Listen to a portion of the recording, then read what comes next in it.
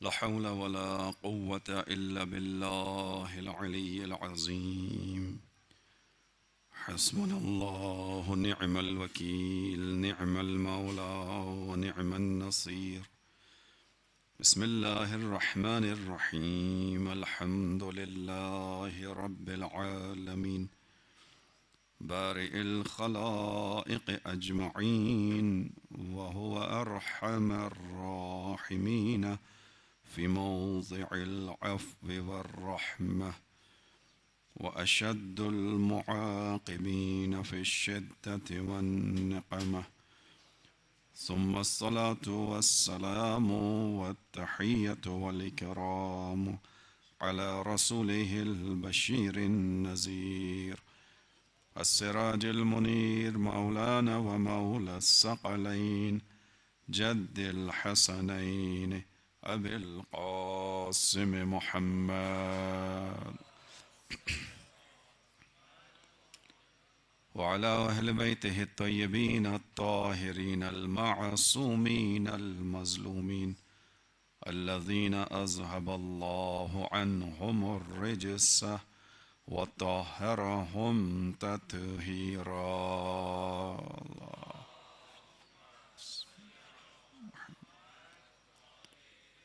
لسيما قرة عين الرسول الزهراء البتول ومولانا صاحب العصر والزمان. أما بعد، قال الله الحكيم في كتابه الكريم: بسم الله الرحمن الرحيم.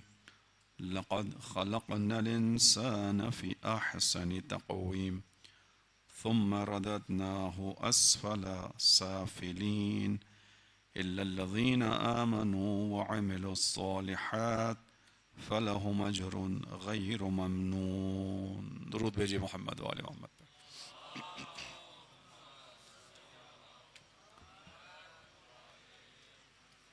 عزیزان محترم، سورہ مبارکہ 3 کی آیات 4 سے لے کر 6، جس میں خداوند عالم نے ارشاد فرمایا: لقد خلقنا الانسان فی احسن تقویم. بے شک اس میں کوئی شک نہیں ہے کہ ہم نے انسان کو بہترین صورت میں، شکل میں، قالب میں پیدا کیا. ثم رددناہ اسفل سافلین، پھر ہم نے اس کو نچلے درجے کی طرف چھوڑ دیا، نچلوں سے نچل طبقے کی طرف لے گئے. الا الذین آمنوا، سوائے ان کے کہ جو ایمان لے کر آئے، وعملوا الصالحات، اور اس ایمان کے سائے میں نیک اعمال انجام دیے. فلہم اجر غیر ممنون، ان کے لیے خداوند عالم کی جانب سے نہ رکنے والا اجر ہے. آج اس کے مطالب کو آگے بڑھاتے ہوئے انشاءاللہ یہاں سے شروع کرتے ہیں کہ خداوند عالم نے انسان کی خلقت کا تذکرہ کیا ہے. انسان یعنی میں اور آپ، اس تذکرے کو ہم اور آپ یہ سوچ کر سنیں گے کہ یہ ہمارا تذکرہ ہے. قرآن کریم کے پڑھنے کے حوالے سے علماء یہ کہتے ہیں کہ قرآن کریم معمولاً انسان اجر کے لیے، ثواب کے لیے پڑھتا ہے، کہ یقیناً اس کے پڑھنے میں اجر ہے، ثواب ہے. لیکن قرآن کریم کو خداوند عالم نے کسی اور مقصد کے لیے نازل کیا. خداوند عالم کا قرآن کریم کو نازل کرنے کا مقصد کیا تھا؟ خداوند عالم نے قرآن کریم کے بارے میں بیان کیا کہ ذالک الکتاب لا ریب فیہ، یہ وہ کتاب ہے جس میں کوئی شک نہیں ہے. کسی لکھنے والے نے اس کو نہیں لکھا، کسی انسان نے اس کو تحریر نہیں کیا. چونکہ انسان کرتا تو انسان کی معلومات بھی کم ہوتی ہیں، صلاحیتیں بھی ایک خاص حد تک ہوتی ہیں. یہ کتاب ہے اللہ کی جانب سے، لا ریب فیہ، اس میں کوئی شک نہیں ہے، چونکہ اس کو بھیجنے والا علیم ہے، حکیم ہے. لہذا اس کے اندر جو کچھ بھی ہے وہ حکمت کے مطابق ہے، ہدف کے مطابق. لیکن یہی کتاب جو ہر شک سے پاک ہے، اس کے اندر کوئی شک، ٹیڑھا پن، ڈاؤٹ، کجی موجود نہیں ہے. یہ ہدایت کرے گی کس کو؟ ذالک الکتاب لا ریب فیہ ھدی للمتقین. یہ کتاب ہدایت کی کتاب ہے، اور اس کی ہدایت سے بہرہ مند وہ ہوگا کہ جو صاحب تقوی ہوگا. تقوی یعنی جو اپنے دل کو پاکیزگی کی حالت میں رکھے گا. تقوی کی بہت ساری تعریفیں کی جا سکتی ہیں، میں آپ مومنین کے سامنے وقت کو ضائع نہیں کروں گا. تقوی کس کو کہا جاتا ہے؟ متقی کس کو کہا جاتا ہے؟ جو امیر المؤمنین یا عصوب الدین امام المتقین کا ماننے والا ہوتا ہے اسے متقی کہا جاتا ہے، کیونکہ امام المتقین ہے۔ امام کا لقب کیا ہے؟ امام المتقین۔ امام المتقین یعنی تقوی والوں کا امام، جو آگے آگے چل رہا ہے اس کے پیچھے چلنے والے اسی کے نقش قدم پر ہیں۔ لہذا ذالک الکتاب لا ریب فیہ ھدی للمتقین، یہ وہ کتاب ہے جس میں کوئی شک نہیں ہے، ہدایت ہے صاحبان تقوی کے لیے۔ اور قرآن کے کریم کو خداوند عالم نے نازل کیا اور اس کے اندر ہماری ہدایت اور جو ہے وہ رہنمائی کو رکھا۔ اسی کتاب کے اندر خدا نے جہاں تذکرہ کیا، علماء یہ بیان کرتے ہیں کہ ہم اور آپ معمولاً قرآن کریم کو ثواب اور اجر کی نیت سے پڑھتے ہیں، حرج نہیں ہے اس کو ثواب اور اجر کی نیت سے پڑھنا، خود مطلوب ہے، پڑھنا چاہیے، کسی بھی بہانے یہ کتاب کھلنی چاہیے، اجر کی نیت سے، ثواب کی نیت سے کھلنی چاہیے، لیکن اصل جو ہدف ہے اس کتاب کا وہ ہدایت ہے۔ ایک دوسرا علماء نے کہا کہ اس کتاب کے اندر جہاں کہیں بھی تذکرہ ہے انسان کا، تو میں یہ سوچ کر یہ تذکرہ نہ پڑھوں کہ یہ 1400 سال پہلے خدا نے کتاب نازل کی اور جو 1400 سال پہلے کے انسان تھے ان کے بارے میں خدا کچھ بیان کر رہا ہے۔ اب جو ہم نے پڑھا کہ لقد خلقنا الانسان فی احسن تقویم، بے شک ہم نے انسان کو بہترین صورت، فارم، اسٹیچر کے اندر پیدا کیا، بہترین قالب کے اندر پیدا کیا، تو اس سے میرا ذہن فقط حضرت آدم تک نہ جائے، بلکہ الانسان کلیت کے معنی میں، ٹوٹلٹی کے معنی میں۔ کسی بھی چیز کے اوپر جب آتا ہے تو وہ کلی معنی دیتا ہے، ایسا ہی ہے نا، مثال کے طور پہ ہم کہتے ہیں حمد، کیا مطلب ہے حمد کا؟ تعریف، اور جب اسی حمد کے اوپر الف لام لگا دیں تو وہ ہو جاتی ہے الحمد، اس کا کیا مطلب نکلتا ہے؟ تمام تعریفیں، ٹھیک ہے، حمد خالی حمد تعریف، جب اسی حمد کے اوپر الف لام آ کے بیٹھ گیا، ہو گیا الحمد، تو اس کا مطلب ہو گیا تمام تعریفیں، جو ہم سورہ کے اندر پڑھتے ہیں الحمد للہ رب العالمین، تمام تعریفیں اس اللہ کے لیے ہیں جو تمام عالموں کا پالنے والا ہے، ٹھیک ہو گیا۔ لہذا یہاں پر بھی جب جو خداوند عالم نے جہاں تذکرہ کیا انسان سے پہلے الف اور لام لگایا ہے، اس سے مراد کلیت ہے، ہر انسان کے بارے میں گفتگو ہے۔ یہ قاعدہ سمجھ میں آ گیا؟ دوبارہ سے آیت کو پڑھتے ہیں، لقد خلقنا الانسان فی احسن تقویم، ہم نے ہر انسان کو بہترین صورت میں خلق کیا ہے۔ اب یہ قصہ فقط آدم کا نہیں بچا، اب یہ قصہ ہر اس شخص کا ہے کہ جو اس زمین کے اوپر انسان کی شکل میں آیا ہے۔ اب اس کا مطلب ہے کہ یہ قصہ، یہ بات جو خداوند عالم بیان کر رہا ہے، یہ مجھ سے اور آپ سے بھی متعلق ہے، میں اور آپ بھی اس آیت کا حصہ ہیں۔ خدا میرے اور آپ کے بارے میں بھی کہہ رہا ہے کہ میں نے تم کو، یعنی جو اس وقت اس مسجد الخاتم الانبیاء میں بیٹھے ہوئے ہیں، خدا ان کو بھی کہہ رہا ہے کہ میں نے تم سب کو بہترین صورت میں خلق کیا ہے۔ اب ہم سب سے خدا مخاطب ہے، اب اس کو ہم نے اس طرح سننا ہے کہ خدا ہم سے کچھ کہہ رہا ہے، لقد خلقنا الانسان فی احسن تقویم، ہم نے تمہیں انسان کو بہترین صورت میں خلق کیا، ثم رددناہ اسفل سافلین، اور خلق کرنے کے بعد اس کو نچلے درجوں کے اندر جو ہے وہ ہم نے چھوڑ دیا، نیچے سے نیچے درجے کے اندر چھوڑ دیا۔ یہ دوبارہ وہی بات ہے کہ کس کا تذکرہ ہے؟ ماضی میں گزرے ہوئے انسانوں کی بات نہیں ہے، یہ ہمارا تذکرہ ہے، ان کے لیے بھی ہے، ہمارے لیے بھی ہے، الانسان، ہم بھی آ گئے اس کی تعریف کے اندر۔ اب اس کا مطلب ہے کہ خدا مجھ سے کہہ رہا ہے کہ دیکھو تمہاری جو زندگی ہے اس کے اندر میں نے تو تمہیں بہترین صورت پہ خلق کیا ہے، میری بنائی ہوئی صورت اچھی ہے، میرا بنایا ہوا انسان اچھا ہے، کامل ہے، اس میں کوئی نقص نہیں ہے، اس کے اندر کوئی خرابی کوتاہی نہیں ہے، چونکہ خرابی اور کوتاہی وہاں آتی ہے جہاں بنانے والے کے اندر کوئی عیب پایا جاتا ہے، خرابی اور کوتاہی وہاں آتی ہے کہ جہاں بنانے والا قدرت، علم، طاقت نہیں رکھتا، کسی چیز کی اس کے پاس کمی ہو۔ خداوند عالم علی کل شیء قدیر ہے، خداوند عالم ہر شے کا جاننے والا ہے، خداوند عالم کو کسی نے کچھ بھی نہیں سکھایا، لہذا جو بنانے والا ماہر ہو تو اس کی کسی بھی بنائی ہوئی چیز کے اندر کوئی کوتاہی نہیں ہو سکتی۔ جیسے ایک معمار ہے، مثال کے طور پہ ایک انسان ہے جو 75-80 سال سے عمارتیں بنا رہا ہو، بنا کے اس کو تجربہ ہو گیا ہو، تو اس کی جب بھی وہ عمارت بنائے گا، اب اس کی عمارت میں کوئی نقص نہیں نکال پائیں گے، چونکہ وہ پہلے ہی ہر چیز کو سوچے گا، اس کے پیچھے اس کا 70-80 سال کا تجربہ چل رہا ہوگا، اسے معلوم ہوگا کہ یہ مکان میں نے جس جگہ بنانا ہے، یہ بلڈنگ جس جگہ تعمیر کرنی ہے، اس زمین کی خصوصیات کیا ہیں، پہلے اس زمین کی خصوصیات دیکھے گا، ایک ابتدائی بنانے والا ہوگا، شروع کرنے والا ہوگا کام، وہ نہ زمین کا تجربہ کرے گا، نہ زمین کی مٹی کی ٹیسٹنگ کرے گا کہ زمین کی کیا خصوصیات ہیں، یہاں پہ کون سی کتنا سرویا چاہیے ہوگا، کتنا کون سا سیمنٹ چاہیے ہوگا، کتنی موٹی مثال کے طور پہ اس کی دیوار بنے گی، اس کا تجربہ نہیں ہے، بنا کر سیکھے گا۔ لیکن جس کا تجربہ ہے وہ اپنے تجربے سے جانتا ہے کہ مکان شروع کرنے سے پہلے زمین کی ٹیسٹنگ ضروری ہے، یہ مٹی کیسی ہے، اس کے اندر نمی ہے، نمی کی مقدار کتنی ہے، ریشو کتنا ہے، سیمنٹ کون سا استعمال کرنا ہے، تمام چیزیں۔ کیوں؟ کیونکہ اس کے تجربے نے اس کو کیا دیا؟ علم دے دیا۔ لہذا جب وہ اپنے اس تجربے کے بعد کوئی کام کرے گا اس میں نقص نہیں ہوگا۔ خداوند عالم بنانے والا ہے۔ خلقنا الانسان فی احسن تقویم، اے انسان میں نے تجھے بہترین صورت میں خلق کیا، رددناہ اسفل سافلین، لیکن اس کے بعد تو نچلے سے نچلے درجے کی طرف چلا گیا، میں نے تمہیں چھوڑ دیا۔ الا الذین آمنوا وعملوا الصالحات، ہاں اس احسن خلقت پر باقی رہنے والا گروہ ہے، وہ کون سا ہے؟ جو ایمان لے کر آئے گا، جو مومن ہوگا۔ الا الذین آمنوا وعملوا الصالحات، قرآن کریم میں آپ جا کر دیکھ لیجئے، آپ کو معمولاً ایمان بغیر عمل کے نظر نہیں آئے گا۔ جہاں ایمان کی بات ہے اس کے ساتھ ہی اگلا جڑا ہوا جملہ عامل الصالحات ہے۔ مثلا سورہ والعصر میں آ جائیے، والعصر ان الانسان لفی خسر، یہاں پر بھی الانسان ہے، توجہ سے سنیے گا، الانسان یعنی تمام انسان، والعصر عصر کی قسم، زمانے کی قسم، ان الانسان لفی خسر، بے شک تمام کے تمام انسان گھاٹے میں، تمام انسان گھاٹے میں، الا الذین آمنوا، سوائے ان کے کہ جو ایمان لے کر آئے۔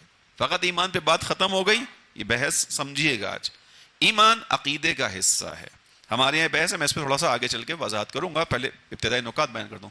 الا الذین آمنوا وعملوا الصالحات، سورہ اثر میں بھی آیا، تمام انسان گھاٹے میں ہیں، خدا نے کہہ دیا ہر انسان گھاٹے میں، الا الذین، سوائے ان کے کہ جو ایمان لے کر آئے اور اس ایمان کے ساتھ عمل صالح، نیک عمل انجام دیا، وتواصوا بالحق وتواصوا بالصبر، ایک دوسرے کو حق کی تلقین اور ایک دوسرے کو صبر کی تاکید کرتے رہے۔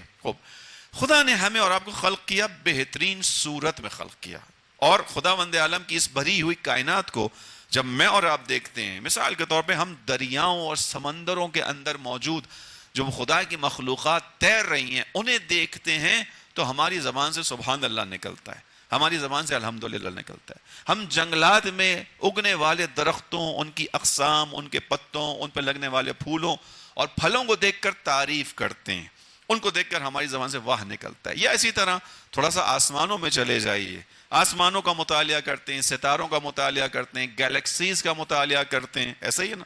یہ چیزیں جب ہمارے سامنے آتی ہیں، مخصوصاً جو جوان بچے بیٹھے ہوئے، جب جو دنیا کے مطلب جو آسمانوں کی سیر کرنے والی چیزیں، کون سی ایک ٹیلی اسکوپ ہے جس کو کہا گیا آج کے دور میں جیمز ویب، اس کا کام کیا ہے؟ جیمز ویب جو ہے وہ دور سے انسان کے لیے تصویر کھینچ کے لا رہی ہے، یعنی وہ جیمز ویب وہ ہے کہ جو کائنات کی ابتدا کے رازوں کو کھول رہی ہے۔ اس سے پہلے ایک ٹیلی اسکوپ تھی ہبل کے نام سے، اب آئیے جیمز ویب، ٹھیک ہے؟ اس کا کام کیا ہے؟ یہ کائنات کا جو ابتدا ہے، اس کا جو سرا ہے، اس کی تلاش میں وہاں سے جو تصویریں ہم تک آتی ہیں، ان تصویروں کے اندر جو خداوند عالم نے اوپر آسمان پر رنگ بکھیرے ہوئے ہیں، انہیں دیکھ کر ہم کہتے ہیں واہ سبحان اللہ۔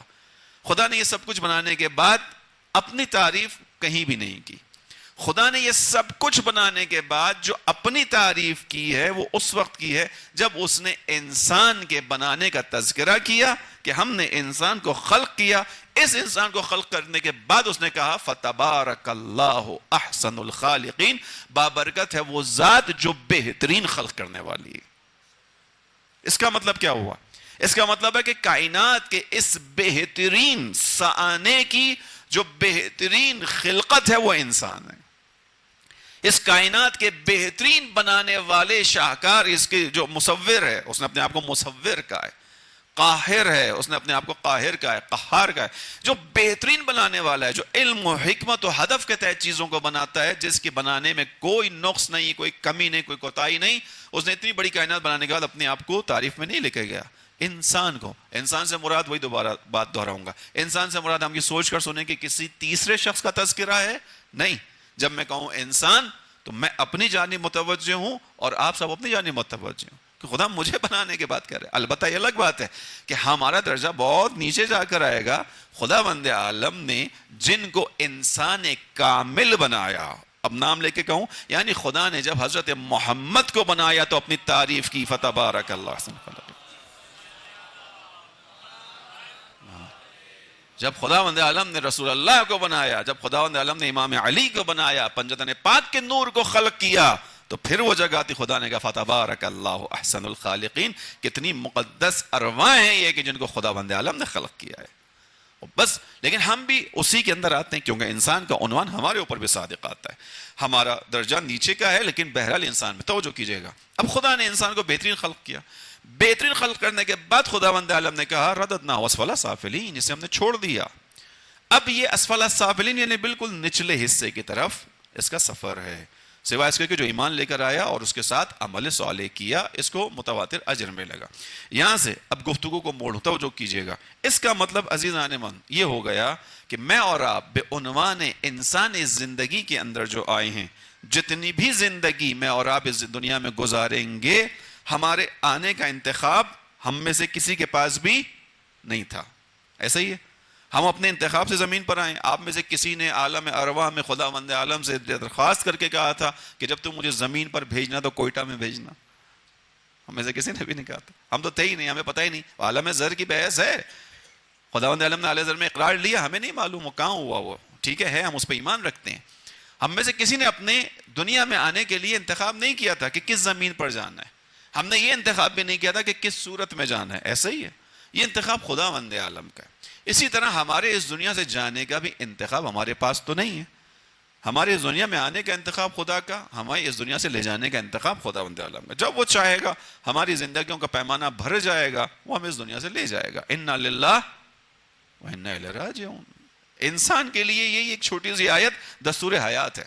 انا للہ، اس کی طرف سے آئے ہیں، و الیہ راجعون، اسی کی طرف جائیں گے. بس صرف انسان نے سوال پوچھنا ہے. ایک وہ سوال کیا پوچھنا ہے کہ آئے اس کی طرف سے، جائیں گے اس کی طرف، تو آئے کیوں تھے اور کیا لے کر واپس جانا ہے. انسان نے صرف اس سوال کو پوچھنا ہے اپنے آپ سے کہ ٹھیک ہے، جب میں آیا تو اپنی مرضی سے نہیں آیا، اس نے بھیجا. اپنی مرضی سے جاؤں گا نہیں، اپنی مرضی سے جاؤں گا نہیں، وہی مجھے لے کر جائے گا، تو بھیجا کیوں ہے. اس کو امام علی علیہ السلام نے اس طرح اشارہ فرمایا کہ خدا اس انسان پہ رحمت نازل فرمائے جو اپنے بارے میں سوال پوچھے اپنے آپ سے کہ میں کہاں سے آیا ہوں، ابھی کہاں ہوں، اور مجھے کہاں واپس جانا ہے. امام نے کہا یہ شخص جو ان تین سوالوں کی جانب متوجہ رہتا ہے، یہ خدا کی رحمت کے سائے میں زندگی گزارتا ہے. خداوند عالم اس پر اپنی رحمتوں کو نازل کرتا ہے. کیوں؟ کیونکہ یہ اپنے مقصد خلقت کو سمجھ کر زندگی گزارتا ہے. توجہ کیجئے گا، انسان اور حیوان کا جو ایک فرق خداوند عالم نے رکھا، اس فرق کے اندر بنیادی چیز یہ ہے کہ حیوان کے پاس عقل اور شعور نہیں ہے. چونکہ عقل و شعور نہیں ہے، وہاں سوال بھی نہیں ہے. انسان کو خداوند عالم نے عقل اور شعور عطا کر کے اس دنیا میں بھیجا ہے. ملائکہ کے اوپر انسان کو جو برتری خداوند عالم نے دی، وہ برتری ہی عقل اور علم کی بنیاد پر دی تھی. اب اگر کسی انسان کے اندر جس چیز کو خداوند عالم نے ملائکہ پر برتری کا سبب قرار دیا، کوئی انسان اس امتیاز کو عملی طور پر اپنی زندگی سے ختم کر دے، تو پھر اس انسان کی زندگی حیوان سے زیادہ پست ہو جائے گی. قرآن کریم کی متعدد آیات ہیں، انشاءاللہ اس کو بھی بیان کروں گا آپ کے سامنے، کہ یہی بنانے والا خدا جو بنا کر کہتا ہے لَقَدْ خَلَقْنَا الْإِنسَانَ فِي أَحْسَنِ تَقْوِيمٍ، یہی خدا کچھ صفات کے ساتھ انسان کے لیے بیان کرتا ہے کہ پھر یہ انسان اگر ان صفات پر عمل نہیں کرتا تو اولئک کالانعام، یہ تو حیوان ہے، بل ہم اضل، نہیں اس سے بھی زیادہ گر جاتا ہے. بات آئی گئی تو آیت کو مکمل کر دوں، بچوں کے ذہن میں تشنگی باقی نہ رہ جائے. سورہ اعراف کے اندر خداوند عالم نے بیان کیا. توجہ کیجئے گا، دوبارہ تذکرہ دوں گا کہ آیات کس سے متعلق ہیں؟ ہم سے متعلق ہیں. وہ انسان جو 1400 سال پہلے تھا اور رسول اللہ کے ساتھ ہی تھے، جب ان کے لیے آیات نازل ہوئی؟ نہیں، وہاں نازل ہوئی مگر قیامت تک کے لیے، میرے اور آپ کے لیے. ہم اور آپ ایک عمل بچوں کو اور نزدیک کرنے کے لیے بیان کر دوں. قبرستان میں ہم نے بہت سے جو ہے افراد جو چلے جاتے ہیں ان کو دفناتے ہوئے دیکھا ہوگا. ہم نے دیکھا نا کبھی جب کوئی قبر میں اتار دیا جاتا ہے، ڈر لگتا ہے قبر سے، پیچھے ہٹ جاتے ہو. قبر سے نہیں ڈرنا چاہیے، کیونکہ قبر کی خصوصیت یہ ہے، مومن کی قبر کی خصوصیت یہ ہے کہ جب اس قبر کو اوپر سے بند کیا جاتا ہے تو جس پہلی ہستی کی زیارت ہوتی ہے وہ امام علی کی زیارت ہوتی ہے.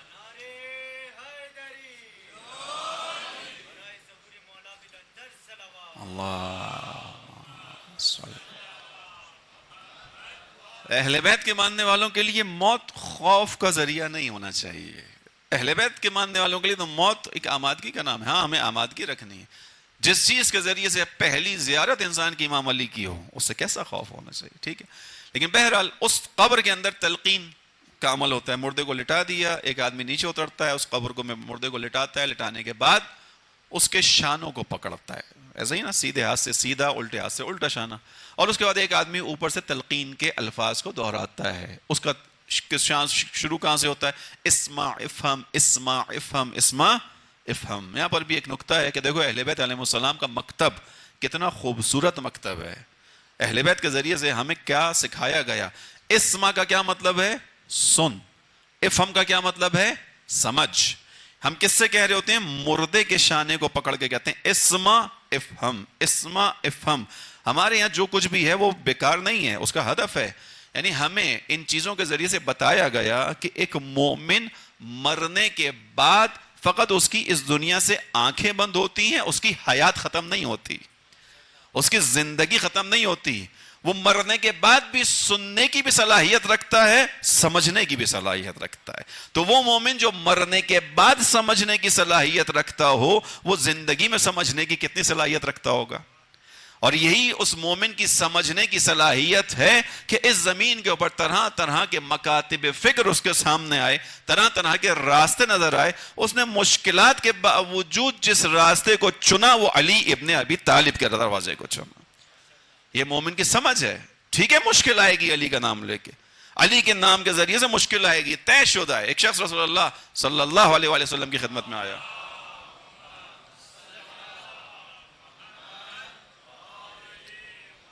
اللہ کے رسول سے اس نے کہا یا رسول اللہ، آپ نے خداوند عالم کی ہمیں پہچان کروائی، خداوند عالم کی ہمیں معرفت دی. میں خدا سے بہت محبت رکھتا ہوں، میں خدا سے بہت محبت کرتا ہوں. رسول اللہ نے کہا اچھی بات ہے، لیکن اگر تو خدا سے محبت کرتا ہے تو پھر دیکھ ہر چیز کی قیمت ہوتی ہے. یہ محبت مفت کی نہیں ہوگی. تو اگر خدا سے محبت کرے گا اس کی قیمت کا مولا. رسول اللہ کیا کہ اگر تو خدا سے محبت کرتا ہے تو پھر اپنے آپ کو مشکلات کے لیے آمادہ رکھنا. خداوند عالم جن سے خدا محبت کرتا ہے اور جو اس سے محبت کرتے ہیں انہیں آزماتا ہے. خداوند عالم آزماتا ہے. یہ بات آپ نے اس واقعے کے اندر سنی ہوگی. میں یہ والی بات یہاں روک رہا ہوں بھی، رسول اللہ والی بات، اس چیز سے متعلق بات بیان کر رہا ہوں. چھٹے امام ایک شخص کی دعوت پر اس کے گھر گئے. اس نے بلایا، مومن تھا، چلے گئے امام ظاہری طور پر. امام اس کی دعوت پر گئے، دسترخوان لگا دیا گیا، امام بیٹھے دسترخوان کے اوپر. سامنے دیوار کے اوپر ایک پرندہ تھا، اس نے انڈا دیا. ایک وہ انڈا تھوڑا سا لڑکتا ہوا آیا، دیوار کے کونے پہ رک گیا، نیچے نہیں گرا. ہونا کیا چاہیے تھا کہ اس کو لڑکتے ہوئے نیچے گرنا چاہیے تھا. یہ مومن دیکھ رہا تھا کہ امام چھٹے امام کی نگاہیں کہاں ہیں. جیسے ہی یہ عمل ہوا، وہ انڈا لڑکتا ہوا آیا، دیوار پہ رک گیا، نیچے نہیں گرا. اس شخص نے جو اپنے آپ کو کہہ رہا تھا میں امام کا ماننے والا ہوں، بڑے افتخار کے ساتھ کہا کہ مولا الحمدللہ میرا آج تک ذرا سا بھی کوئی نقصان نہیں ہوا ہے. اس نے اپنے طور پہ ایک بڑی بات کی امام کے سامنے کہ امام اس کو سن کے خوش ہوں گے. اس نے کہا آج تک میرا کوئی ذرا سا بھی نقصان نہیں ہوا، حتیٰ یہ ایک انڈا بھی ضائع نہیں ہوتا میرے گھر کا. تو امام جگہ سے کھڑے ہو گئے. اس نے کہا مولا کہاں جا رہے ہیں؟ کہا کہ تو نے کہا تیرا زندگی میں کبھی کوئی نقصان نہیں ہوا. اس نے کہا نہیں آج تک نہیں ہوا. امام نے کہا اس کا مطلب ہے کہ تجھے خداوند عالم نے کبھی آزمائش میں ڈالا ہی نہیں ہے. جس کو خدا آزمائش میں نہیں ڈالتا وہ ہوتا ہے کہ جس سے خدا محبت نہیں کرتا. جس سے خدا محبت نہ کرے میں اس کے دسترخوان پر نہیں بیٹھ سکتا. امام کا عمل خدا آزمائے گا. جتنا انسان محبت کی بات کرے گا خدا اتنی ہی آزمائش انسان پر ڈالے گا. اور رسول اللہ نے بیان کیا اگر تو نے کہا کہ تو خدا سے محبت کرتا ہے تو پھر اپنے آپ کو مشکلات کے لیے آمادہ رکھنا. اس نے کہا ٹھیک ہے. پھر رسول اللہ نے پوچھا اچھا یہ بتا مجھ سے بھی محبت کرتا ہے؟ کہا رسول اللہ خدا کو آپ کے ذریعے سے پہچانا ہے، خدا کی معرفت آپ کے ذریعے سے حاصل کی ہے. آپ نہ ہوتے تو ہمیں کیا پہچان ہونی تھی خدا کی؟ اگر آپ نہ ہوتے ہم تو جاہلیت میں زندگی گزار رہے تھے. خدا کو آپ کے ذریعے سے پہچانا ہے، آپ سے محبت کرتا ہوں. رسول اللہ نے کہا کہ مجھ سے محبت رکھتا ہے تو اپنے آپ کو تہمتوں کے لیے آمادہ رکھنا. پھر تجھ پر الزام بھی لگیں گے، تہمتیں بھی ہوں گی، چونکہ رسول اللہ پہ تہمتیں لگتی تھیں. نعوذ باللہ من ذالک. رسول اللہ کو کیا کہتے تھے؟ جادوگر ہے، نعوذ باللہ. مجنون کہتے تھے، تہمت تھی. کاہن کہتے تھے کہ اپنی طرف سے لکھوا کے لے آیا کسی سے. رسول اللہ نے کہا کہ ٹھیک ہے اگر تو میری محبت رکھتا ہے پھر اپنے آپ کو تہمتوں کے لیے آمادہ رکھ. پھر اس سے چلتے ہوئے پوچھا رسول اللہ نے یہ بتا علی سے بھی محبت ہے یا نہیں ہے؟ کہے رسول اللہ جس کو آپ چاہتے ہو میں اس کو بھلا کیسے نہیں چاہوں گا. جس کو آپ محبت کرتے ہیں میں اس سے محبت کیوں نہیں کروں گا؟ مجھے علی سے بھی محبت ہے. اب جواب سنیے گا. رسول اللہ نے کہا اگر تجھے علی سے محبت ہے تو پھر اپنے آپ کو شہادت کے لیے آمادہ رکھنا, اپنے آپ کو قتل کے لیے آمادہ رکھنا. رسول اللہ کی روایت ہے کہ علی کی محبت کی دنیا کہتی ہے سزا, میں پلٹ کر کہوں گا کہ علی کی محبت وہ گران ماں سرمایہ ہے کہ جس کی جزا اس دنیا میں بہترین موت یعنی شہادت کی موت ہے, کمال کی موت شہادت کی موت ہے. علی علیہ السلام کی محبت ولایت. بس عزیزوں, خدا آزماتا ہے, خدا نے آزمایا ہے, آزمانا ہے. ہم اس دنیا میں جو آئے ہیں ہم اپنی مرضی سے نہیں آئے خدا کی مرضی سے, جائیں گے خدا کی مرضی سے. بیچ کا جو درمیانی حصہ ہے جو ہماری زندگی ہے وہ ہمارے اختیار کی ہے. یہاں سے ہماری بحث تھوڑا کھلے گی آج. درود پڑھیے مل کے محمد علیہ محمد.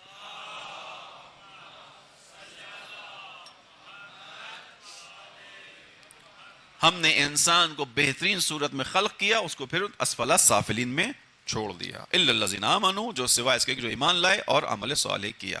ہم نے اور آپ نے اپنی اس پوری زندگی کو اختیار کے ساتھ گزارنا ہے. خدا نے ہمارے اندر بہترین صلاحیتیں رکھی. بہترین صلاحیتوں کو رکھنے کے بعد خداوند عالم نے ہمیں اپنے بہترین دروازے کو دکھا دیا. لقد کان لکم فی رسول اللہ اسوۃ حسنہ. اے مسلمانوں, تمہارے لیے میں نے بہترین نمونہ قرار دیا اپنے پیارے حبیب کو. ہم کتنے خوش نصیب ہیں. اس کو میری زبانی مت سنیں. آپ نے دعائے عرفہ میں 9 ذی الحج کو ابھی پڑھا ہوگا, اس سال کی دعائے عرفہ کے اندر, جس میں امام حسین بیان کرتے ہیں کہ خداوند عالم میں تیرا شکر گزار ہوں کہ تو نے مجھے اس وقت اس دنیا میں بھیجا کہ جب تیرے آخری نبی کی ہدایت کا پرچم اس دنیا پہ پھیلنا شروع ہو گیا تھا. میں تیرا شکر گزار ہوں کہ تو نے مجھے کفر کی حکومتوں میں اس دنیا میں نہیں بھیجا. ٹھیک ہے, فیصلہ تیرا تھا مجھے اس دنیا میں بھیجنے کا. تو چاہتا تو مجھے اس وقت بھیج دیتا کہ جب کفر کی حکومت قائم تھی. تو چاہتا تو مجھے کفر کے دوران بھیجتا. نہیں, تو نے احسان کیا میرے اوپر, مجھے اس وقت اس دنیا میں بھیجا جب تیرے نبی کی ہدایت کا پرچم پھیلنا شروع ہوا, یعنی تیرے نبی کی تعلیم شروع ہو گئی تھی. امام حسین کے جملے, میں امام حسین کے جملوں کو تھوڑا سا آگے بڑھاؤں گا, اپنے انداز میں بات کروں گا کہ خدایا ہم تیرا شکر ادا کرتے ہیں کہ تو نے ہمیں اس وقت اس زمین پر بھیجا کہ جب تیرے نبی کی ہدایت کا پرچم پھیل گیا, اسلام دنیا پہ کافی حصے پر غالب آ گیا, اسلام کی تعلیمات دنیا کے اندر موجود. پھر ہم تیرا شکر ادا کرتے ہیں کہ تو نے ہمیں اس وقت اس دنیا میں بھیجا کہ جب زمانے کے امام کے آنے کی امید پچھلے کسی بھی زمانے سے زیادہ ہے. پچھلے کسی بھی زمانے سے زیادہ اس زمانے میں آخری امام کے آنے کی امیدیں زیادہ ہیں. ہم نے کم از کم اس زمانے میں آنکھ کھولی. تھوڑا سا آپ کے دلوں کو نزدیک کرتے ہوئے بیان کروں اور اس حقیقت کو سمجھیے گا. میری بات کو فقط بات کی حد تک سن کر نہ جائیے گا. میں نے کل بھی کہا پڑھنے والے سے سوال پوچھا جا سکتا ہے, سوال پوچھنا چاہیے, مجلس کے بعد پوچھیں. اگر آپ کو کوئی بات لگے کہ اس نے ایسے ہی مبالغہ مار دیا ہے, رکیں, ٹھہریں, اس سے پوچھیں. یا تو اس نے واقعی غلط پڑھا ہوگا, سوال کرنے پہ وہ محتاط ہوگا, یا اس نے صحیح پڑھا ہوگا, جو آپ کے ذہن کی الجھن ہوگی اس کو صحیح کر دے گا. ٹھیک, لہذا خاموش سننے والے نہ بنے. فقط اسی خاموش سننے والوں کی وجہ سے ہمارے ممبر پر غلط قسم کے لوگ بھی آ کر بیٹھتے ہیں. انہیں پتہ ہے کہ نیچے سے کسی نے کچھ نہیں پوچھنا, یہ لوگ فقط ثواب لینے کے لیے آئے. یہ فقط امام حسین سے کیا ہوا ایک وعدہ ہے کہ ہم نے مجلس کرنی ہے اور اس کے بعد ہم نے چلا جانا ہے. نہیں, ایسا نہ کیجیے, سنیے, سمجھیے. ہم تو میں نے ابھی کہا کہ مردے کو ہمارے یہاں اسلام سکھا رہا ہے سن اور سمجھ, تو جب مردہ جانے کے بعد ہم کہتے ہیں سن اور سمجھ, تو پھر زندہ کیوں نہیں سننا اور سمجھنا چاہیے؟ زندہ کو تو سمجھنے کا زیادہ کام کرنا چاہیے. خوب, لہذا درود پڑھی محمد والے محمد پر.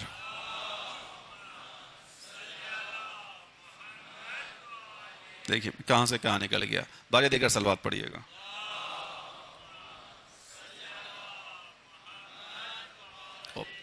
یہ جو درمیانی حصہ ہے یہ ہمارا اختیار ہے. خداوند عالم نے ہمیں اختیار دے کر بھیجا ہے کہ میں نے تمہیں بہترین صورت میں خلق کیا, اب تم اس زندگی کو اپنے اختیار سے گزارو. خداوند عالم زبردستی ہم سے عبادت نہیں کروانا چاہتا. ایسا ہی ہے, خدا اس کے انبیاء کا بھی طریقہ کار یہ رہا, انبیاء کے اوصیاء کا بھی رہا. خدا اگر چاہتا ایسا کر سکتا تھا یا نہیں کہ ہمیں خلق ہی ایسا کرتا کہ دن کے خاص اوقات میں ہم میں سے ہر انسان سجدے کی حالت میں زمین پہ گر جاتا. کر سکتا تھا یا نہیں کر سکتا تھا؟ قدرت خدا پہ بات کریں. کر سکتا تھا. ایسا ہی ہے, وہ خدا ہر شے، یعنی وہ خدا ایک چھوٹے سے بیج کے ذریعے سے، ایک اتنا سا بیج آپ زمین کے اندر بوئیے، وہ خدا اتنی طاقت رکھتا ہے کہ اس چھوٹے سے بیج سے ایک تناور درخت کو نکالتا ہے، وہ تناور درخت تبدیل ہوتا ہے، اس چھوٹے سے بیج سے اس درخت کے اوپر کئی سال تک ہزاروں تعداد میں پھل اگ سکتے ہیں. چھوٹے سے بیج کی طاقت ہے. یہ طاقت بیج کے اپنے اندر تو نہیں ہے، رکھنے والا ہے. اس کو سورہ واقعہ میں خدا نے بیان کیا، انتم انشأتم شجرتها ام نحن المنشئون. یہ جو درخت اگتے ہیں ان کو تم اگاتے ہو یا ہم انہیں اگانے والے ہیں؟ ہم انہیں اگاتے ہیں. ہم نے یہ سارا سلسلہ بنایا. تم محنت کرتے ہو، تمہاری محنت ہے، لیکن اس میں ثمر تو میں دیتا ہوں. اسی لیے بعض درخت کیا ہوتے ہیں؟ سوکھ جاتے ہیں. بعض درختوں میں پھل نہیں لگتا، حالانکہ بیج تو بیج ہے، خدا کرتا ہے. توجہ رکھیے گا. لہذا خداوند عالم نے بیان کیا یہ زندگی جو ہے، اگر چاہتا خدا زبردستی کی اطاعت اور عبادت تو وہاں ملائکہ کو اختیار نہ دیتا. وہاں اگر چاہتا تو قصہ پہلے ہی مرحلے پہ ختم کر دیتا. آدم علیہ السلام کے سامنے سجدہ کرنے کے لیے پوچھتا نہیں، کہتا نہیں، سجدہ کروا دیتا، شیطان کو بھی جھکوا دیتا. قدرت تھی خدا کی، طاقت تھی خدا کی. خدا نے اختیار رکھا، سجدہ کرو. میں نے بتا دیا کہ تم سے بہتر ہے، سجدہ کرو، یہ تم سے بہتر ہے. اب شیطان نے اپنے اختیار سے سجدہ نہیں کیا. اسی طرح انبیاء خدا کی طرف سے معجزات لے کر آئے.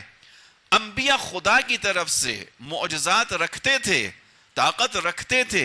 یہ معجزہ انبیاء کے پاس، مثلا حضرت عیسیٰ کے پاس مردے کو زندہ کرنے کا معجزہ موجود ہے.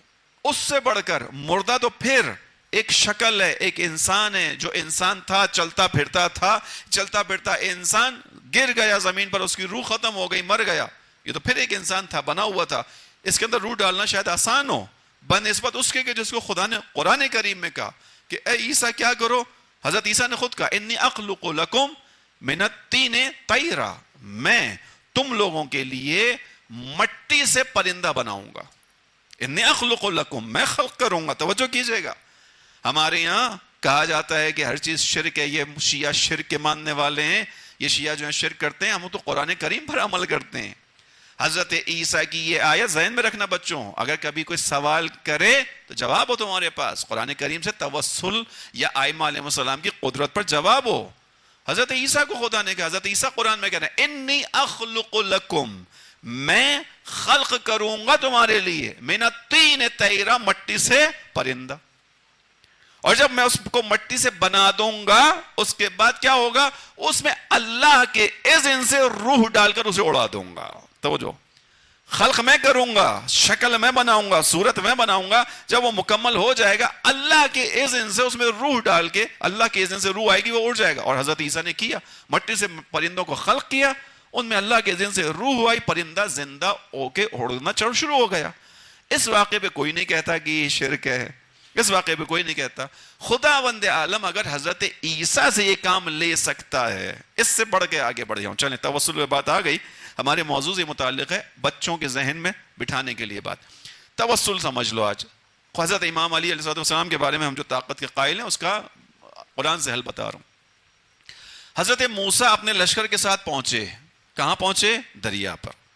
جب حضرت موسیٰ نے بنی اسرائیل کو نکالا، بنی اسرائیل ان کے کہنے پہ باہر نکلے. اب پیچھے پیچھے فرعون کا لشکر اور آگے آگے دریائے نیل. دونوں طرف نہ ادھر جانے کا رستہ نہ ادھر جانے کا رستہ. حضرت موسیٰ کے ساتھ لوگ پہنچ گئے، دریائے نیل پر پہنچ گئے. دریائے نیل پہ پہنچنے کے بعد اب کھڑے ہو گئے.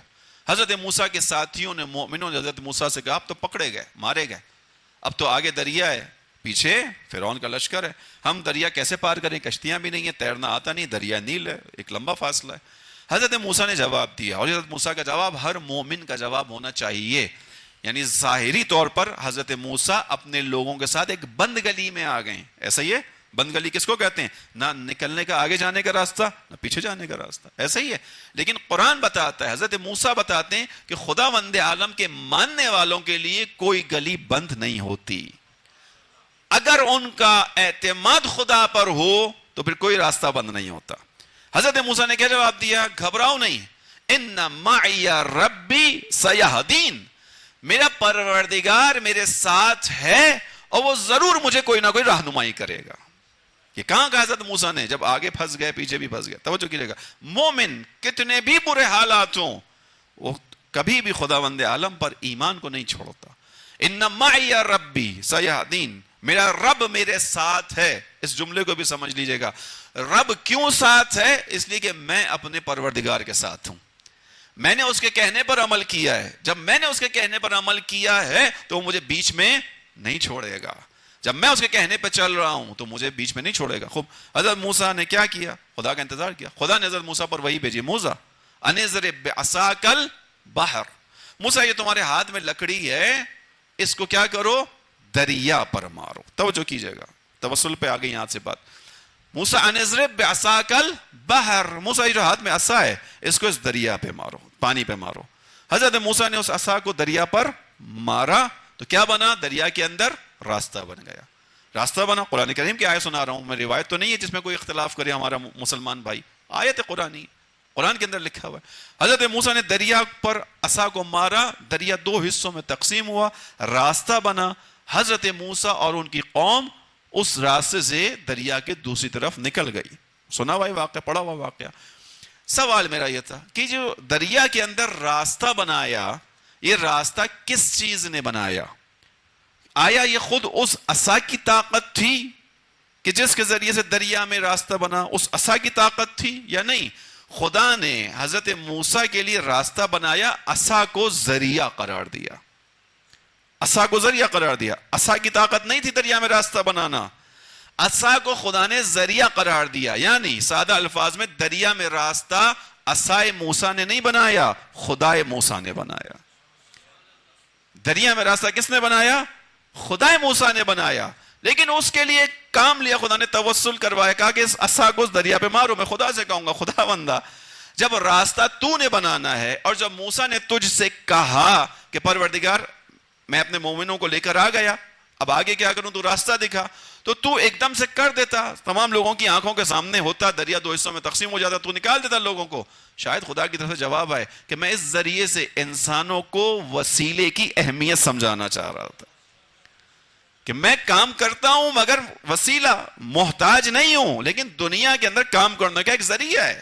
بس اب اگر عزیزوں خداوند عالم موسیٰ اور ان کی قوم کی مشکل کو حل کرنے کے لیے ایک عصا کو ذریعہ قرار دے کے راستہ بنا دے تو علی مرتضیٰ کو مشکل کشا بنا کر مشکلیں حل کرے تو اس میں شرک کہاں سے آئے گا؟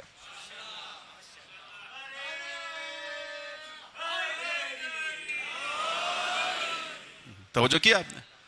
موسیٰ کی مشکل کشائی ہوئی کہ نہیں ہوئی؟ ذریعہ کیا بنا؟ عصا. کرنے والا کون ہے؟ خدا. ہمارا بھی یہ عقیدہ ہے، خداوند عالم نے اس زمین کے اوپر اپنے نمائندوں کو رکھا ہے، اپنی حجتوں کو رکھا ہے. مولا علی علیہ السلام خدا کی دی ہوئی طاقت سے مشکلات کو حل کرتے ہیں. خداوند عالم جب عصا کے اندر ایک اثر ڈال سکتا ہے تو علی مرتضیٰ کے اندر اثر کیوں نہیں ڈال سکتا؟ نہیں ہو سکتا. عصا کے اندر اثر ڈالنے والی ذات خدا کی. بس توجہ کیجئے گا عزیزوں. لہذا یہاں پر جو بیان کیا امام رسول اللہ نے، جو تلقین کا میں بیان کر رہا تھا، تلقین کے اندر کیا چیز ہے؟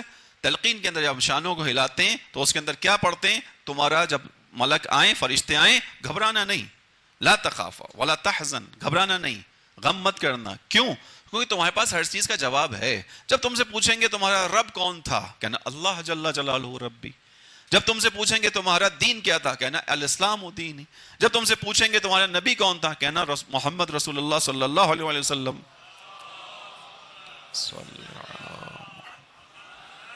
امام کا پوچھیں، امام علی سے لے کر 12ویں امام تک کا تذکرہ ہے. اور جب تم سے پوچھیں تمہاری کتاب کیا تھی تو کیا جواب دینا؟ والقرآن و کتابی، قرآن میری کتاب تھی. بس یہ سمجھانے کے لیے اتنی میں نے بات آگے بڑھا دی. قرآن و کتابی یعنی کیا مطلب؟ میری زندگی کا جو دستور عمل تھا، جس کو دیکھ دیکھ کر میں اپنی زندگی گزارتا تھا، وہ قرآن کریم تھا. اس کا جواب بھی وہی دے پائے گا جس کی زندگی میں قرآن نافذ ہوگا. یہ زبانی جواب نہیں ہے، عملی جواب ہے. جس کی زندگی میں قرآن نافذ ہوگا وہ اس سوال کا جواب دے پائے گا. مجھے اور آپ کو قرآن پر عمل کرنے کی ضرورت ہے یا نہیں ہے؟ ایک تو عقیدہ ہے ہمارا، ایک عقل سے بھی سمجھ لیں. ہر چیز کا ایک قانون ہے. بنانے والا، کسی بھی چیز کا بنانے والا اس کے بارے میں بہترین فیصلہ کرتا ہے کہ اس کو کیسے چلنا چاہیے. ایسے ہی ہے نہیں ہے؟ جوانوں کے لیے دوبارہ ایک مثال دوں گا. آپ ایک موبائل خریدتے ہیں مارکیٹ سے جا کر، موبائل ڈبہ پیک ہوتا ہے. اس موبائل کے ساتھ جب آپ اس کو گھر لا کے کھولتے ہیں چند چیزیں نکلتی ہیں. تیزی کے ساتھ جب بچے جواب دیں مجھے، کیا کیا چیزیں نکلتی ہیں موبائل کے ڈبے کے اندر سے؟ موبائل نکلتا ہے، چارجر نکلتا ہے، اور کیا نکلتا ہے؟ بعض میں جو ہے وہ چھوٹی سی وہ رکھی ہوتی ہے، چپ رکھی ہوتی ہے، میموری کارڈ ہوتا ہے بعض موبائل میں. اہم چیز جو اس موبائل کے ڈبے کے اندر ہوتی ہے وہ ایک کتاب ہوتی ہے.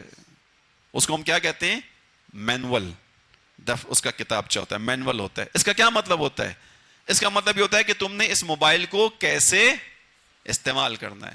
یہ اس کے ساتھ کیوں رکھا ہوتا ہے؟ کیونکہ جو اس موبائل کا بنانے والا ہے وہ یہ چاہتا ہے کہ آپ نے اپنے جو پیسے خرچ کیے وہ آپ کی نادانی کی وجہ سے ضائع نہ ہو جائیں. آپ جو پیسے خرچ کر رہے ہیں، آپ اس موبائل کو خرید کر لے کے تو جا رہے ہیں، لیکن اس کو لے جا کر اس کو استعمال کرنے سے پہلے ایک دفعہ اس کو پڑھ لیں کہ ایسا نہ ہو نادانی میں، نہ جاننے میں آپ کوئی ایسا آپشن اختیار کر لیں کہ جو آپ کے موبائل میں نہ ہو. مثال کے طور پر آپ کے دوست کے پاس ایک ایسا موبائل ہے کہ جو واٹر ریزسٹ ہے، یعنی اس کو پانی میں ڈال دو تو اسے کچھ نہیں ہوگا. آپ نے جو موبائل خریدا اس کے اندر صلاحیت نہیں ہے، لیکن آپ نے پڑھا ہی نہیں. اب آپ نے کتابچے کے بغیر موبائل کو استعمال کیا، آپ کے دوست نے اپنا موبائل پانی میں ڈالا، آپ نے بھی ڈال دیا. نتیجہ کیا ہوا؟ اس کا موبائل تو صحیح ہوا، آپ کا موبائل خراب. یہ خرابی کیوں آئی؟ اس لیے کہ آپ نے اس موبائل کو جو آپ کا موبائل تھا اس کی کتاب کے مطابق استعمال نہیں کیا. اس کا مطلب یہ ہوا کہ ہر چیز کا جو خالق ہوتا ہے وہ اپنی مصنوعات کے بارے میں بتاتا ہے کہ میری اس مصنوعات کو کیسے استعمال کرو گے تو فائدے میں آؤ گے، کیسے استعمال کرو گے تو نقصان میں جاؤ گے. کلیئر ہے؟ عقل کا فیصلہ ہے. روایت تو نہیں سنائی نا یہاں تک. اگر یہ فیصلہ ہے کہ ہر چیز کا خالق اس کے بارے میں بہترین گائیڈ کرنے والا ہے تو سوال ہے کیا میں اور آپ بھی کسی کی مخلوق ہیں یا خود سے وجود میں آئیں؟ میں اور آپ بھی کسی کی مخلوق ہیں یا نہیں؟ میرا آپ کا بھی بنانے والا ہے یا نہیں؟ خداوند عالم ہے. تو ایک چھوٹا سا موبائل اس کی کتاب کے بغیر استعمال کرو گے تو نقصان اٹھاؤ گے. تو اتنا بڑا انسان جس کو خدا نے شاہکار خلقت قرار دیا، اس کو اگر خالق کے بتائے ہوئے راستے سے ہٹ کر چلاؤ گے تو اسفل سافلین کی طرف چلے جاؤ گے. تو اسفل سافلین کی طرف چلے جاؤ. خلقت، احسن خلقت پر کون باقی رہے گا؟ لقد خلقنا الانسان فی احسن تقویم. ہم نے انسان کو بہترین صورت میں خلق کیا. کون اس بہترین صورت پر باقی رہے گا؟ جو اس بنانے والے کے دستور پر عمل کرے گا. اس کا دستور کہاں ملا؟ قرآن کریم میں ملا. قرآن کریم میں ہمیں بہت سی باتیں ممکن ہے سمجھ میں نہ آئیں. توجہ کرنا، میں خداوند عالم کی محبتوں کو بیان کر رہا ہوں. ممکن ہے قرآن کریم کے اندر ہمیں بہت سی باتیں سمجھ میں نہ آئیں. ہمارا وہ فہم و فراست نہیں ہے کہ ہم ہر چیز کو سمجھ پائیں. تو اسی لیے ہمیں سمجھایا گیا کہ دیکھو، اگر تمہیں قرآن صامت کی بات سمجھ میں نہ آئے تو میں تمہارے لیے قرآن ناطق کو بھی نازل کر رہا ہوں. جو چیز تم قرآن صامت سے نہ سیکھ پاؤ اس کو قرآن ناطق کی زندگی میں دیکھ لینا. نطق کرنے والا قرآن ناطق یعنی بولنے والا، یعنی جو قرآن کریم میں لکھا ہوا ہے، جو انسان کی زندگی ہونی چاہیے ویسی ہی زندگی میرا نبی، آخری نبی محمد بھی گزارے گا. اس کی آل بھی ویسی زندگی گزارے گی جیسا میں چاہتا ہوں. ہم اور آپ زیارت عاشورہ میں پڑھتے ہیں اللہم اجعل محیایا محیا محمد و آل محمد. خدایا ہمیں ویسی حیات دے جیسی محمد و آل محمد کو عطا کی. کیوں؟ چونکہ محمد و آل محمد وہ ہیں جنہوں نے احسن خلقت والی زندگی گزاری ہے، جن کی زندگی کے اندر ایک جھول بھی نہیں ہے. توجہ کیجئے گا، اہل بیت علیہ السلام سے دشمنی کرنے والوں نے دشمنی کی انتہا کی ہے. جو ظلم کر سکتے تھے کیا ہے. تاریخ گواہ ہے نا اس بات کی. ہم نے اور آپ نے دیکھا تاریخ کے اندر جو ظلم ہے اہل بیت کی زندگیوں کے اندر موجود ہے. دشمن کی کوششوں میں ایک سب سے بڑی کوشش کیا ہوتی ہے؟ دشمن کے لیے آسان راستہ کیا ہوتا ہے کہ جس سے وہ دشمنی رکھتا ہے اس کی شخصیت کے اندر اگر کوئی جھول ہو، کوئی کمی ہو، کوئی کوتاہی ہو، کوئی ایسی چیز ہو کہ جس سے لوگوں میں لا کر اس کی شخصیت کو بدنام کیا جا سکے تو وہ اپنی دشمنی کا رخ اس طرف موڑ دیتا ہے. پھر وہ اس کی دشمنی میں اس کو مارنے کی کوشش نہیں کرتا، بلکہ اس کے اندر کوئی ایسا راز، کوئی ایسی بات، کوئی کمی کوتاہی ہو کہ جس کو لوگوں میں لا کے مشہور کر دے تو وہ انسان خود جو ہے وہ شرمندہ ہو جائے گا. دشمنی یہ کرے گا. آسان راستہ ہے. اہل بیت کے ساتھ دشمنی کرنے والوں نے تمام دشمنیاں کی، کر دی کہ نہیں کر دی؟ کربلا کی مثال آپ کے سامنے آ گئی. لیکن پوری اہل بیت علیہ السلام کی تاریخ کے اندر امام علی سے لے کر 12ویں امام تک کسی ایک کی زندگی میں دشمن کوئی ایسا نکتہ بیان نہیں کر سکتا جو قابل مذمت ہو. کوئی ایک نکتہ جو قابل مذمت ہو رسول اللہ سے لے کر 12ویں امام تک کی حیات میں. آسان کام ہے دشمن کے لیے کہ اس کی زندگی کے اندر گھس کر جا کر دیکھے کہاں اس نے خرابی کی, کہاں اس کی زندگی میں کوئی ویک پوائنٹ ہے, جیسے ویک پوائنٹ ملے گا لا کے معاشرے میں مشہور کرے گا, بدنام کر دے گا. کافی ہے انسان کے لیے, ہے یا نہیں ہے؟ آپ نے بھی دیکھا ہوگا بعض لوگوں کو اس ذریعے سے معاشرے سے ہٹا دیا جاتا ہے, ان کے مخفی باتوں کو لوگوں میں لا کے. اہل بیت کی زندگی میں ایسا کوئی مخفی پوائنٹ نہیں ہے, کامل ذات ہے, کامل ذات ہے, احسن خلقت, خلقنا الانسان فی احسن تقویم. اہل بیت ہیں, خدا نے ہمارے لیے قرآن کو نازل کیا تاکہ ہم اس پر عمل کریں, لیکن کہا کہ اگر قرآن صامت سے نہ سمجھ پاؤ تو قرآن ناطق کے ساتھ چلنا, قرآن ناطق کو تھامے رہنا. یہ قرآن ناطق اپنی عملی زندگی سے تمہیں تمہارے لیے راستوں کو واضح کرتے رہیں گے. بس میں اور آپ اس دنیا میں جو آئے ہیں اختیار کی زندگی گزارنے آئے, ہمارے پاس اب دونوں راستے موجود ہیں. اگر ہم اپنی اختیار میں, چیزوں کے اختیار میں اچھے ثابت ہوئے تو ہم احسن خلقت پر باقی رہیں گے, خلقنا الانسان فی احسن تقویم. اور اگر ہمارا انتخاب خدا نہ خواستہ اچھا نہ ہوا تو پھر اسفل سافلین کی منزل ہے. یہاں تک بات پہنچ گئی, بس زیادہ وقت نہیں بچا, باقی تفصیلات کل. لیکن ایک نقطہ آپ کے سامنے بیان کر دوں کہ ہم اور آپ خوش نصیب ہیں کہ خداوند عالم نے ہماری زندگی کے لیے جو بنیادی چیزیں ہیں ان کا انتخاب بھی اس نے ہمارے لیے پہلے ہی کر دیا. بنیادی ترین چیزیں اس کا انتخاب بھی اس نے ہمارے لیے کر دیا. مثال آپ کو دے دوں, عالم بالا, عالم ملکوت میں اپنے آپ کو سوچئے, آپ اوپر آسمانوں پر ہیں, خداوند عالم نے وہاں پر آپ کو شعور عطا فرمایا. آپ کو خداوند عالم کہتا ہے کہ میں اس دنیا میں تمہیں بھیجنا چاہتا ہوں, ٹھیک, اور اس دنیا میں بھیجنے کے لیے خدا آپ کے سامنے بہت ساری چیزوں کو رکھے, اور اسی کے اندر ولایت علی ابن ابی طالب کی جو عظمت ہے وہ اس عالم میں آپ کو دکھا دے. دکھانے کے بعد کہا کہ دیکھو یہ ایک ولایت ہے, یہ علی کی ولایت ہے, تمہیں دنیا میں بھیج رہا ہوں, تمہیں جانا ہے, تم بتاؤ تم دنیا میں اس ولایت کے ساتھ جانا چاہو گے یا اس کے بغیر جانا چاہو گے؟ آپ کا وہاں انتخاب کیا ہوگا؟ ولایت کے ساتھ آئیں گے, اس عظمت کو کون چھوڑ کے جائے. خدا وہاں پر امام حسین علیہ السلام پر بہنے والے آنسوؤں کی عظمت کو آپ کو دکھائے وہاں کہ دیکھو اگر زمین پر جاؤ گے, زمین پہ بعض لوگوں کا کام حسین پر آنسو بہانا ہے, حسین کی محبت میں آنسو بہانا ہے. اور ان آنسوؤں کی عظمت یہ ہے کہ مثال کے طور پر یہ جو بہشت کے اندر نور موجود ہے یہ حسین پر بہنے والے آنسوؤں کا نور ہے. تم بتاؤ تمہیں ان آنسوؤں کو ساتھ لے کر جانا ہے, تم اس کے بغیر زندگی گزارنا چاہو گے؟ آپ کا فیصلہ کیا ہوگا؟ آنسوؤں کے ساتھ آئیں گے. تو یہ فیصلے تو خدا نے ہماری اس دنیا میں آنے سے پہلے ہمارے لیے کر لیا. ہمیں علی ابن ابی طالب کی ولایت کے ساتھ بھی بھیج دیا اور حسین کے غم میں ہمارے سینوں کو غمزدہ بھی کر دیا. یہ وہ نعمتیں جو یہاں قیمت ادا کرنے کے بعد آپ میں سے میں پوچھوں گا کسی سے کہ ولایت علی ابن ابی طالب کی قیمت بتاؤ یہاں کہ جس کو کوئی خرید سکے.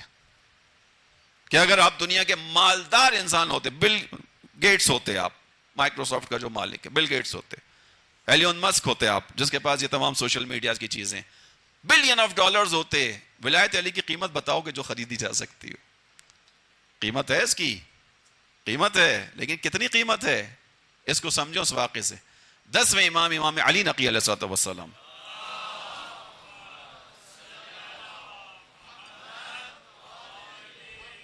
اس واقعے کے اندر ایک امام کا تذکرہ اور ایک ان کے مومن کا. اس مومن کی جگہ پہ اپنے آپ کو رکھیے گا, پھر سنیے گا واقعہ.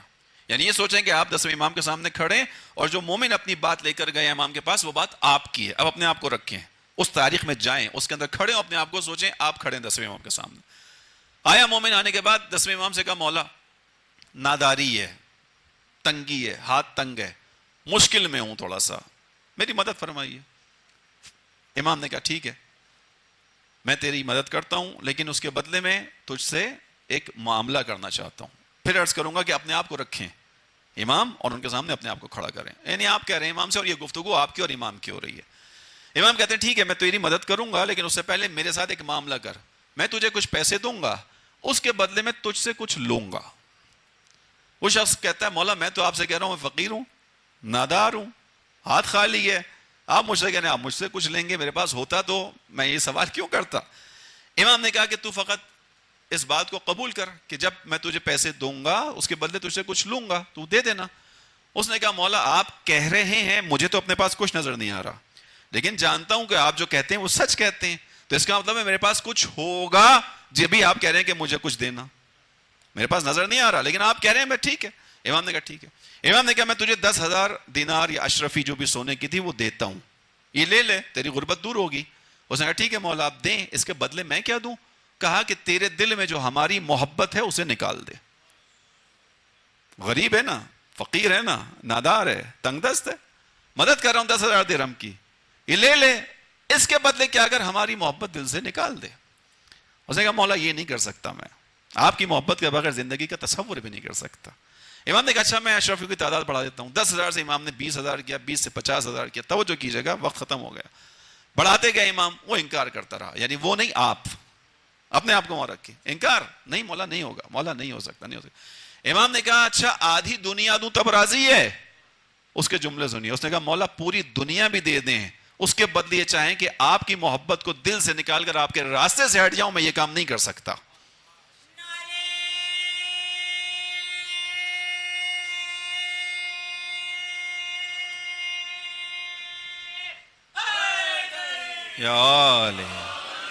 اس نے کہا پوری دنیا بھی دے دیں مولا, نہیں کر سکتا یہ کام. امام مسکرائے. امام نے کہا مجھے اس فقیر پر تعجب ہے جو آ کے کہہ رہا تھا میں فقیر ہوں, لیکن اس کے پاس ایک ایسا گوہر موجود ہے کہ پوری دنیا کو اس گوہر کی خاطر لات مار کے کہتا ہے مجھے دنیا نہیں چاہیے, میں اس گوہر کو نہیں دے سکتا آپ کو. ایک ایسا سرمایہ اس کے پاس موجود ہے کہ اس سرمایہ کو نہیں چھوڑنے پہ تیار, میں پوری دنیا دینے پہ تیار ہوں. وہ کہتا ہے پوری دنیا چھوڑ دوں گا, اس سرمایہ کو نہیں چھوڑوں گا. امام نے کہا اپنے آپ کو فقیر نہ کہا کرو, جس کے دل میں ہم اہل بیت کی محبت ہوتی ہے وہ فقیر نہیں ہو سکتا ہے, فقیر نہیں ہو. ہم غنی ہیں, خداوند عالم نے ہمیں غنی خلق کیا ہے. اہل بیت کی محبت کا ایک سرمایہ ہے. ہاں اس سرمایہ کو صحیح سمت استعمال کرنا ہے. جیسے کہ آپ کے ہاتھ پہ سرمایہ ہو, باپ میراث چھوڑ کے گیا ہو, بچے کے ہاتھ میں پیسے آ گئے ہوں, ٹھیک ہے آ گئے پیسے, دو راستے, اس پیسے کو اپنی نالائقی سے ہوا میں اڑا دے, شہوتوں میں لگا دے, فضول خرچیوں میں گزار دے, ختم ہو گیا سرمایہ, ایک وقت آئے گا خالی ہو جائے گا. لیکن ایک وقت یہ کہ نہیں, عقل سے کام کرے. سرمایہ باپ چھوڑ کے گیا, اس سرمایہ کو عقل کے ساتھ, پلاننگ کے ساتھ کسی جگہ لگائے اور اس سرمایہ سے مزید سرمایہ بناتا چلا جائے. خدا نے ہمیں اور آپ کو اہل بیت کی محبت کا سرمایہ دے کر بھیجا ہے تاکہ ہم اس سرمایہ میں اضافہ کرتے رہیں. جو اس اہل بیت کی محبت کے سرمایہ میں درست سمت میں جا کر انویسٹمنٹ کرتا ہے, سرمایہ کو صحیح جگہ لگاتا ہے, پھر وہ بے زر سے ابو زر بن جاتا ہے. بے زر سے ابو زر کا سفر کیسے طے ہوتا ہے؟ اہل بیت کی محبت کے سرمایہ کے ذریعے سے ہوتا ہے. پھر وہ سلمان فارسی سے سلمان و منا اہل البیت بن جاتا ہے. آخری نقطہ, چھٹے امام کے زمانے میں ایک شخص نے مولا سے کہا مولا سلمان فارسی کو آپ اتنا کیوں یاد کرتے ہیں؟ امام یاد کرتے تھے سلمان کو, اس کا تذکرہ کرتے تھے. سوچئے گا ذرا عزیزوں, سلمان امام علی کے زمانے میں, چھٹے امام اور امام علی میں 100 سال کا فاصلہ ہے, تقریباً 90-100 سال کا. سلمان امام صادق کے زمانے میں زندہ نہیں ہے, مگر کردار اتنا بلند تھا, اتنا بلند کردار تھا کہ چھٹا امام سلمان کو یاد کرتا تھا, اور اتنی مقدار میں یاد کرتے تھے کہ ساتھ بیٹھنے والوں کے لیے سوال بن گیا تھا. اگر ایک دفعہ بات کریں تو کوئی نہیں پوچھے گا, 2 دفعہ بات کریں کوئی نہیں پوچھے گا, اگر بار بار تذکرہ ہوگا تو سوال پوچھنے والا پوچھے گا مولا اتنا کیوں یاد کرتے ہیں سلمان کو؟ پوچھنے والے نے پوچھا مولا سلمان فارسی کو اتنا کیوں یاد کرتے ہیں؟ کیوں فارسی؟ چونکہ کہاں سے تعلق تھا؟ ایران سے تھا. مولا نے پہلے اس شخص کی تنبیہ کی, کہا خبردار سلمان کو سلمان فارسی مت کہا کرو, سلمان کو سلمان محمدی کہا کرو. سلمان و منا اہل البیت, بڑا مقام ہے عزیزوں, یہ بڑا مقام ہے. سلمان و منا اہل البیت, سلمان ہم اہل بیت میں سے. کیسے بنا منا اہل البیت؟ وہی سرمایہ خدا نے دیا, اس سرمایہ کی حفاظت کی, اسے اغوا کاروں کے اغوا سے ہونے سے بچایا, اسے ڈاکوؤں کے ڈکیتی سے بچایا. یہ میں کل شاید بیان کروں گا. حملہ ہوتا ہے, فقط انسان کی گھڑی, موبائل, انگوٹھی چوری نہیں ہوتی, اسی پہ ڈاکہ نہیں ڈالا جاتا. اصل ڈاکہ انسان کے عقیدے اور ایمان پہ ڈالا جاتا ہے, جو آج ڈالا جا رہا ہے, مخصوصاً جوانوں کے ساتھ جو کام ہو رہا ہے. مخصوصاً جوانوں کی جس چیز پر آج حملہ ہے, جسموں سے زیادہ ان کی عقائد پر حملہ ہے. جس چیز پر زیادہ حملہ ہے وہ جوانوں کی عقیدت پر حملہ ہے. خوب توجہ کیجیے گا. امام نے کہا سلمان منا اہل البیت, وہ ہم میں سے. پھر بیان کیا میں اس کو اس لیے اتنا پسند کرتا ہوں, اس کو اس لیے اتنا یاد کرتا ہوں کہ سلمان کی خصوصیت یہ تھی کہ سلمان نے اپنی خواہشات کو اپنے مولا علی کی خواہشات پر قربان کر دیا تھا. یعنی سلمان کی امام علی کے سامنے کوئی خواہش نہیں ہوتی تھی، جو مولا چاہتے تھے وہ سلمان چاہتے تھے. یہ مقام ہے. بس توجہ کیجئے گا، اہل بیت علیہ السلام کی ولایت سرمایہ ہے، بہترین سرمایہ جو خدا نے ہمیں دے کر بھیجا ہے. اس ولایت کے ہوتے ہوئے ہم فقیر نہیں ہیں، نادار نہیں ہیں. اس کو ہم نے استعمال صحیح سمت میں کرنا ہے. بس عزیزوں، اگر انسان اپنی احسن خلقت پر باقی رہے تو خداوند عالم نے جس مقصد کی خاطر خلق کیا اس مقصد پر انسان چلتا رہے گا. لیکن اگر انسان اس مقصد سے پیچھے ہٹے گا تو اسفلا سافلین کی طرف چلا جائے گا. اسفلا سافلین یعنی جو بالکل گر گئے، نچلے درجے میں چلے گئے. جب انسان اسفلا سافلین کی منزل پر پہنچتا ہے تو پھر وہ وقت بھی آتا ہے کہ جو اسفلا سافلین کا سفر طے کرتا ہے، پھر وہ اس دروازے کو آگ لگاتا ہے کہ جس دروازے پر اللہ کا رسول کھڑے ہو کر آواز دیتا تھا السلام علیکم یا اہل بیت النبوہ و معدن الرسالہ. جب اپنی خلقت سے دور ہو گیا انسان، اپنے مقصد سے دور ہو گیا، اسفل سافلین میں چلا گیا، تو پھر وہ وقت آتا ہے کہ اس رسول کی اس بیٹی پر تعزیانہ اٹھاتا ہے کہ جس رسول کی بیٹی کو، رسول جب اپنے پاس آتی تھی بیٹی تو اللہ کا رسول اپنی جگہ سے کھڑے ہو کے اس بیٹی کا استقبال کرتا تھا، اس بیٹی کے ہاتھوں کو چومتا تھا، اپنی جگہ پر بٹھاتا تھا. لیکن جب انسان اسفل سافلین کی طرف چلا جائے تو پھر اس منزل پر پہنچتا ہے کہ وہی اللہ کے رسول کی بیٹی جس کے لیے رسول اللہ نے کہا فاطمہ تو بضعۃ منی، فاطمہ میرا ٹکڑا ہے. من آذاہا آذانی، جس نے اس کو اذیت دی اس نے مجھے اذیت دی، جس نے اس کو رلایا اس نے مجھے رلایا، جس نے اس کو تکلیف پہنچائی اس نے مجھے تکلیف پہنچائی. یہ سننے کے باوجود لوگوں کے کانوں میں یہ بات تھی، مگر اس کے باوجود وہی فاطمہ جلتے ہوئے دروازے اور دیوار کے درمیان آ کے رہ گئی. اور سیدہ فاطمہ کی آواز آئی یا فاطمہ یا فضہ تو خزینی، یا فضہ میری مدد کر. بس عزیز، انسان جب اسفل سافلین کی طرف جائے تو پھر یہ سارے مراحل آتے ہیں. پھر وہ شقی انسان کے جس نے علی مرتضیٰ کے ہاتھ پر بیعت کی ہوتی ہے، پھر ایک وقت وہ آتا ہے کہ وہی آنے کے بعد امام علی علیہ السلام کے سر پہ ضربت لگاتا ہے، حسنین کو یتیم کرتا ہے، جناب زینب کو یتیم کرتا ہے. اسفل سافلین کا سفر ہے. پھر جب کوئی اسفل سافلین کی منزل تک جائے تو عزیزوں، ہم نے تو کسی غریب کے جنازے کو جب وہ ایک دفعہ اٹھا لیا جاتا ہے واپس آتے ہوئے نہیں دیکھا کبھی. ہم نے تو ہمیشہ ہی دیکھا جو اٹھا جنازہ وہ گیا، اسے قبرستان میں اس کی قبر میں ہی آرام دیا گیا. اللہ رے غربت امام حسن مجتبی، جنازہ گھر سے نکلا، سفید کفن میں نکالا گیا، یہ غریب کا جنازہ گھر میں واپس آیا، کاش جیسا گیا تھا ویسے ہی واپس آ جاتا. جنازہ گھر پہ واپس آیا تو تیروں کی بارش ہو چکی تھی، جنازے میں تیر پہ وز تھے، خون سے کفن سفید ہو چکا تھا. اسفل سافلین کا سفر، یہ ساری مصائب ہیں. پھر جب انسان اسفل سافلین کی منزل تک گرتا ہے عزیزوں تو پھر وہ مرحلہ بھی آتا ہے، وہ شمر کہ جو سن 40 ہجری سے پہلے امام علی کے ساتھ ان کا ساتھی تھا، وہی شمر 61 ہجری میں خنجر ہاتھ میں لے کر کھڑا ہوتا ہے کہ حسین کے سر کو پشت سے ذبح کر ڈالے. اسفل سافلین کا سفر یہ مصیبت لاتا ہے. پھر وہ وقت بھی آتا ہے عزیزوں، بس دل یہ چاہتا ہے کہ آج جو کربلا کے اندر شدید ترین مصائب ہیں ان میں سے ایک ٹکڑا آپ کے سامنے پڑھ کے زحمت تمام کروں.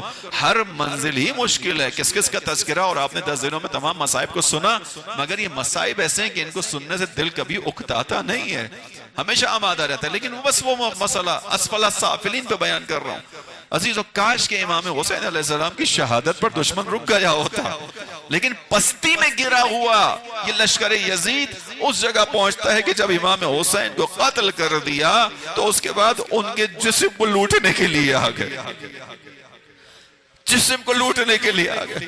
حتیٰ وہ کرتا جسے امام حسین نے چاک چاک کر دیا تھا تاکہ کوئی اس کرتے کو لوٹنے کی آرزو نہ کرے کہ یہ تو پہلے ہی پھٹا ہوا کرتا ہے، میں اسے لے جا کے کیا کروں گا.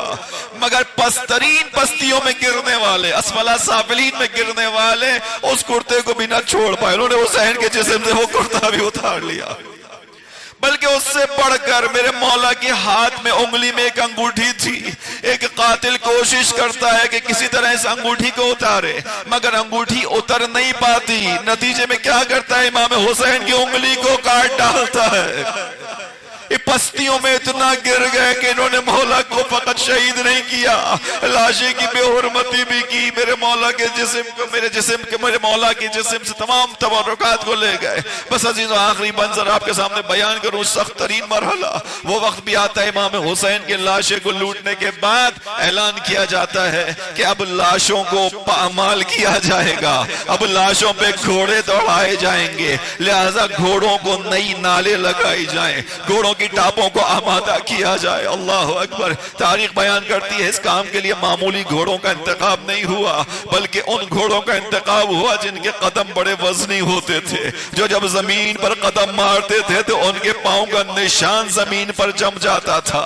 ایسے گھوڑوں کا انتخاب، ان کے اندر نئی نالیں لگائی گئیں، یہاں صحرا کے اندر لاشوں کو لٹا دیا گیا، ان پہ گھوڑے دوڑائے جائیں گے۔ بس عزیزو اب وہ مرحلہ آیا، جون کے لشکر، جون کے ماننے والے کچھ لوگ لشکر یزید میں تھے، حبشہ کا غلام تھا جون، لیکن انہوں نے دیکھا کہ اب اس چیز کی باری ہے کہ لاشیں حرمتی کی جائے گی۔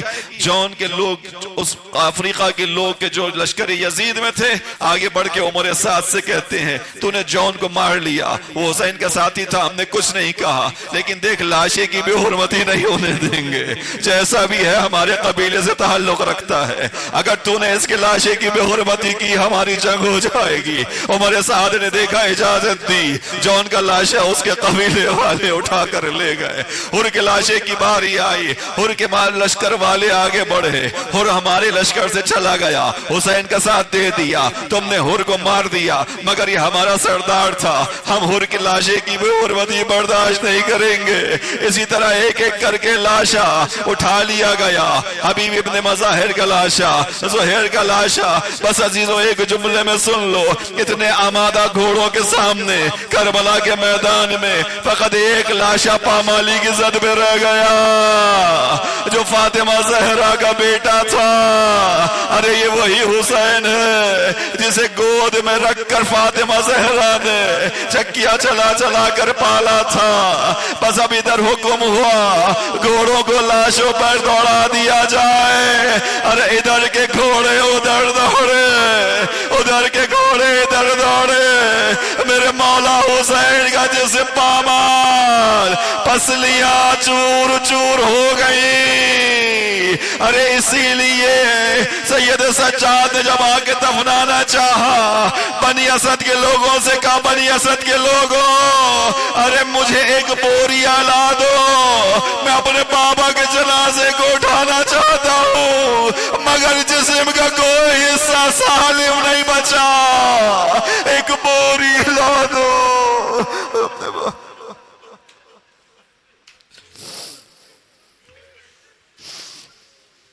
سيعلم الذين ظلموا أي منقلب ينقلبون ألا لعنة الله على القوم الظالمين اللهم لعن أول ظالم ظلم حق محمد وآل محمد وآخر تابع له على ذلك اللهم لعنهم جميعا